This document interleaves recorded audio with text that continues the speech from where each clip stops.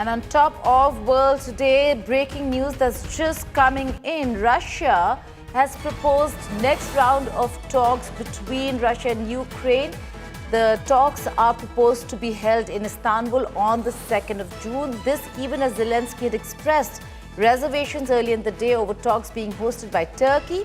He's still open to the idea of talks. Listen into what Foreign Minister of Russia, Sergei Lavrov, had to say. Российская сторона, как и договаривались, оперативно разработала соответствующий меморандум, который излагает нашу позицию по всем аспектам надежного преодоления первопричин кризиса.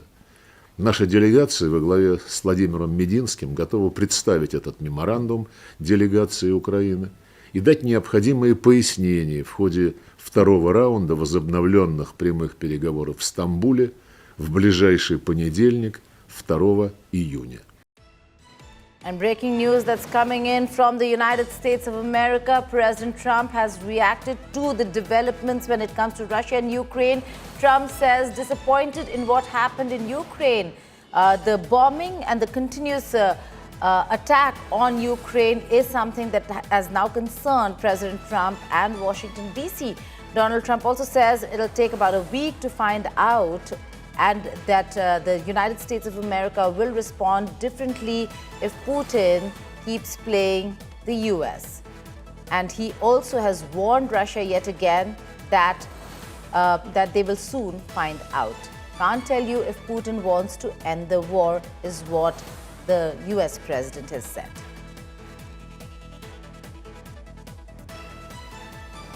Do you believe the Russians are being disrespectful when they say that your criticisms of Putin are simply an emotional response? And do you still believe that Putin actually wants to end the war? I can't tell you that, but I'll let you know in about 2 weeks. Within 2 weeks, we're going to find out very soon. We're going to find out whether or not he's tapping us along or not. And if he is, we'll respond a little bit differently, but it'll take about a week and a half, 2 weeks. We have Mr. Witkoff is here, is doing a phenomenal job, is dealing with them very strongly right now. They seem to want to do something, but until the document is signed, I can't tell you. Nobody can. I can say this. That I'm very disappointed at what happened a couple of nights now, where people were killed in the middle of what you would call a negotiation. I'm very disappointed by that. Having very good talks with Mr. President, you said yesterday that Putin is playing with fire. What will be the consequences for Russia if Russia continues to attack? Well, I'm not going to tell you exactly, but the words speak pretty loud. We're not happy about that situation. Well, Donald Trump completely looks rattled over here with the developments between Russia and Ukraine. That nobody's paying heed to what the US president is saying has come as a shock to him. This also comes a day after a war of words on social media between Donald Trump and former Russian President Dmitry Medvedev. The Russian Security Council chairman warned Donald Trump of another world war breaking out should this rhetoric of America continue, after the US president said Vladimir Putin was playing with fire by refusing to engage in peace talks with Ukraine. The fresh exchange between the Cold War adversaries came amid Trump's growing frustration with Putin as Russia continued with its strikes on Ukraine. On Tuesday, the US President Donald Trump's Truth Social post warning the Russian president that he's playing with fire got a prompt reply from Moscow. Within hours, the former Russian president posted a cold threat of World War III on X in reply. Dmitry Medvedev is now the chairman of the Security Council of Russia. The Kremlin's official response to Donald Trump's post remained diplomatically restrained. In the backdrop of this war of words on social media, Russian drone attack on Kharkiv region in Ukraine on Tuesday killed 1 and injured 8. Russia destroyed and intercepted over 100 Ukrainian drones over various regions, including a swarm of drones heading for Moscow on Wednesday. Videos circulating in social media show an aftermath of a drone attack on Zelenograd within the territory of the Moscow region. These were similar to waves of Ukrainian drone attacks targeting Moscow and other cities last week, following which Russian strikes in Ukraine intensified. Since coming back to power, the American president has been pushing for an end to the deadliest European conflict after World War II and has shown increasing frustration with Vladimir Putin in recent days. After speaking to Trump for more than 2 hours last week, Putin said that he had agreed to work with Ukraine on a memorandum that would establish the contours of a peace accord, including the timing of a ceasefire. Russia says it is currently drafting its version of the memorandum and cannot estimate how long that will take. At the same time, there's a lot of nuances regarding the subject of discussions that cannot be sacrificed. None of the parties will sacrifice them because of their national interest. Just like the US, Russia also has its national interest that is paramount for us and for our president. Так же, как у Соединенных Штатов, у России есть свои национальные. President Vladimir Putin's conditions to end the war in Ukraine include a demand that Western leaders pledge in writing to stop enlarging NATO eastwards and lift a chunk of sanctions on Russia. They do not want to hold talks in neutral Geneva, but they want to have them in NATO member state, which is Turkey. You see, it's not about which country will host talks and which alliance it belongs to. It is all about Putin and their desire to postpone. They are constantly looking for reasons to postpone a format which can bring an end to the war. Ukrainian President Volodymyr Zelensky reached Berlin on Wednesday for talks with German Chancellor Friedrich Merz to discuss further military support. Berlin has been the second biggest supplier of military aid to Ukraine after the US. A day before traveling to Germany, Zelensky reiterated his willingness to hold peace talks at the highest level, including a trilateral meeting with US President Donald Trump and Russian President Vladimir Putin. While the Kremlin hasn't ruled it out, they haven't committed to any timeline for further talks either. This war is more than 3 years old. It has already divided the world in different camps of pro-Russia, pro-Ukraine, neutral, and the American doctrine dictated by Donald Trump. With no clear commitment, the war could escalate any day beyond the Black Sea, engulfing Europe and beyond. Bureau Report, India Today. The largest attacks on Ukraine, drones and missiles alike, have occurred after Trump took power. Now that must have really shocked Donald Trump, and the reason why he's saying what he's saying. In fact, there seems to be a direct correlation to spike in Russian attacks following failed ceasefire efforts and tense US-Russia talks. We're not saying it. There's data to believe. Our data editor, Namrata Dadwal, explains. One of US President Donald Trump's campaign promises was to solve the Russia-Ukraine war in less than 24 hours. But he doesn't seem to be having much success with it. On May 25th and 26th, Russia launched one of its most intense offensives against Ukraine. President Zelenskiy of Ukraine claimed that Russia launched more than 900 drones and missiles over a period of 3 days. When Trump came to power on 20th January this year, he did try to have multiple talks with both Putin as well as Zelensky to figure out a ceasefire. He called Putin in on 12th February, and then there was the US-Russia talks in Saudi Arabia on 18th February. But despite that, there was an intense increase in strikes by Russia into Ukraine. After that, over in March, US and Ukraine did offer a 30-day ceasefire period to Russia, which Russia kind of refused because it did not want to meet any of Ukraine's demands. There was a little bit of a lull, during which period Trump again tried to hold talks between Ukraine and Russia in Istanbul. But Putin did not turn up for the talks, and neither did Trump. Zelensky called them very low-level talks, and it seems they were not very successful because Russia has actually increased its airstrikes. And as you can see, there has been a sudden spike in the drone and missile attacks from Russia into Ukraine. Now, even while Russia has threatened World War III if US continues its rhetoric, Ukraine-Russia war is not the only one that the world is grappling with. In fact, there are multiple conflicts going on across the globe as we speak. We'll try and decode 7 big conflicts and wars now. The first one being the conflict between India and Pakistan that for now seems to have de-escalated after the two countries reached a bilateral understanding on the 10th of May to halt firing and military action. But it is just a pause for now. India is clear that Operation Sindoor is not over. Should Pakistan violate the mutual understanding to hold fire, India will respond appropriately.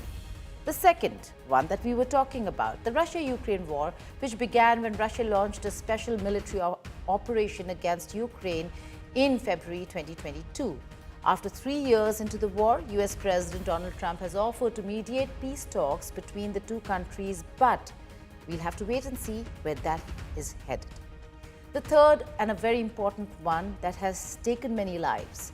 Israel has been in conflict with Hamas in Gaza, Hezbollah in Lebanon, and Houthis in Yemen.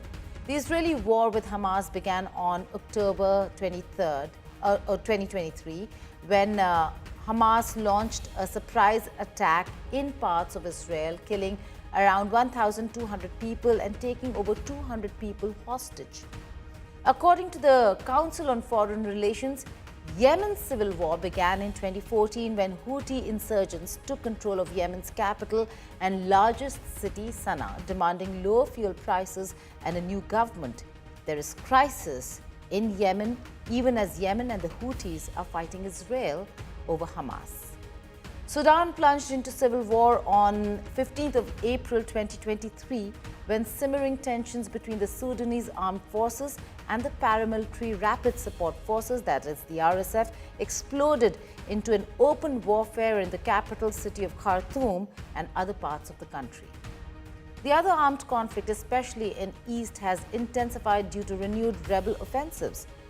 The DRC, that is Republic of Congo, Democratic Republic of Congo, faces one of the world's most protracted crises, with 25.4 million people in need of humanitarian aid. The seventh conflict. Armed conflict has escalated since the 2021 military coup involving clashes between the military and various ethnic armed groups in Myanmar. This is a very important one which has seen one of the biggest refugee crises when it comes to Rohingyas who had fled or have had to flee Myanmar and take refuge in neighboring countries, especially Bangladesh. Now, what do you give a man who has everything? If you're a world leader, apparently a jet, a golf course, or maybe a crypto deal. Donald Trump isn't just running for office, he's also running a global business from the presidential office. In our story, we decode how Trump's gift economy is blurring the line between diplomacy and deal-making. Take a look. US President Donald Trump is receiving gifts from across the globe, in a way shifting US diplomacy into a marketplace. Nations like Qatar, Indonesia, and Vietnam are trying to please Trump.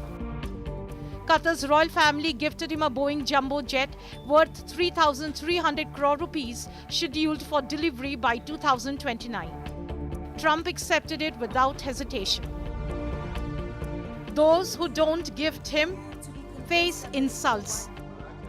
Trump embarrassed South African President Cyril Ramaphosa at the White House by showing fake images of white farmer genocide, which were actually from Congo. When Ramaphosa said he did not have a jet to gift. I'm sorry, I don't have a plane to give you. I wish you did. I take it. I would take it. If your country offered the United States Air Force a plane, I would take it. Vietnam handed over 13,000 crore rupees golf resort project to Trump's family, bypassing legal clearances. Indonesia offered hotel and golf projects in Bali and Java. Turkey and Azerbaijan gave real estate projects. And in Pakistan, Trump's family has launched a crypto business with the government allocating 2,000 megawatt of electricity for mining. Reports claim Shehbaz Sharif's son will manage it. Trump's crypto and business interests are thriving in countries with loose regulations, perfect for dodging scrutiny. Since Trump came to power, his family's businesses have boomed globally. From crypto launches before his inauguration to selling documentary rights and settling lawsuits, everything is monetized. Meta paid 210 crore rupees as part of a future presidential library deal, seen by many as a settlement after banning his account. Trump's diplomacy now runs on business. Trump is blurring the line between president and a businessman. Bureau Report, India Today.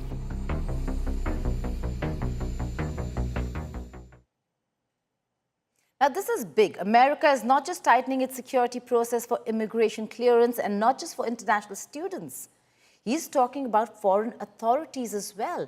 We're talking about U.S. Secretary of State making a new announcement on his social media post on X. He wrote, and I quote, "For too long, Americans have been fined, harassed, and even charged by foreign authorities for exercising their free speech rights. Today, I'm announcing a new visa restriction policy that will apply to foreign officials and persons who are complicit in censoring Americans. Free speech is essential to the American way of life, a birthright over which foreign governments have no authority." A very big statement coming in from none other than U.S. Secretary of State and the interim or acting national security advisor, saying that now they're also going to have rules and restrictions on foreign governments, foreign officials who have restricted Americans from their right to free speech. Is he just talking about Latin America or other parts of the world? We'll have to wait and see. But this comes right after the announcement of US halting new student visa interviews worldwide, adding a new twist to Trump's war against Harvard University. The US administration now plans to end Harvard's remaining federal funding, alleging Harvard's handling of anti-Semitism sentiments. The government has directed all US embassies to pause students' visa appointments enrolling for Harvard.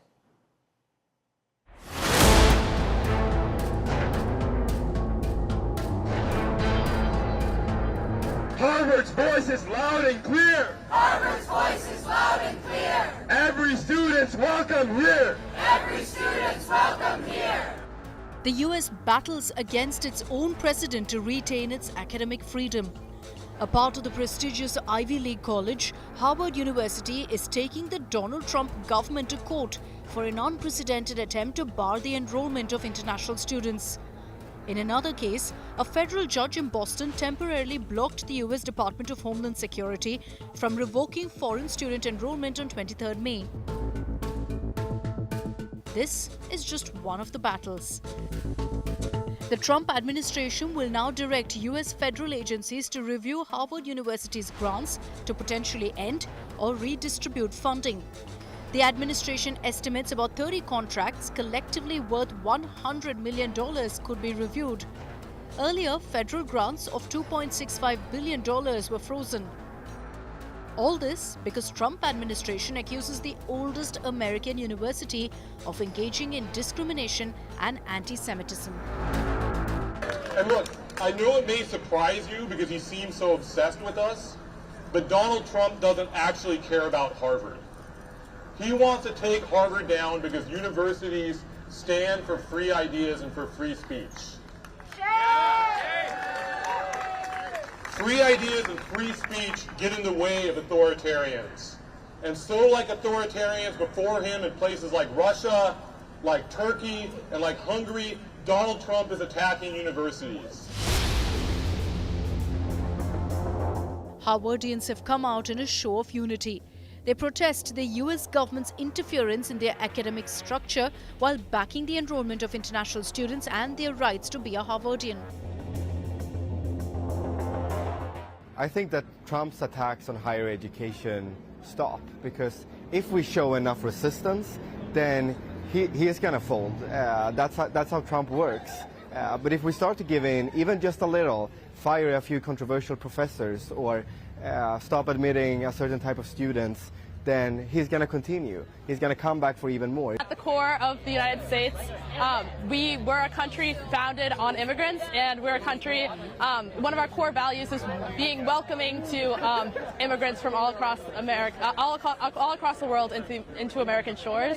And I think that we've really gotten away from that core value, but it's something that's really important. Meanwhile, US has put a halt to all new student visa appointments across the world. American universities are considered not only economic drivers, but also reflect its democratic values. Harvard University alone attracts students from more than 140 countries. American universities dominate the international league tables, such as the QS World Rankings, where 10 of the top 25 schools are US-based.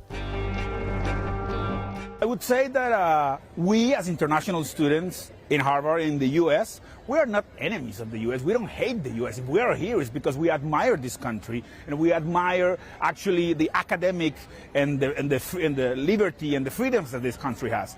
When we go back home, most of us serve as ambassadors to the country in an informal way. We go back to strengthen American ties with our countries economically, diplomatically, politically, academically. And so we are not the enemy. We are actually participating in the system, making this country bigger, if you want it, better in a sense. And so I will just say that we are not the enemy. You don't have to fight us. Harvard, which is suing the Trump administration's actions, argues that the rush to punish the school violates free speech rights under the US Constitution's First Amendment by trying to assert control over its staff, curriculum and enrollment. Mahashweta Lala for India Today. Now, SpaceX's prototype Starship exploded over the Indian Ocean on Tuesday, capping another bumpy test flight for the rocket central to billionaire Elon Musk's dream of colonizing Mars. Shibu Tripathi reports.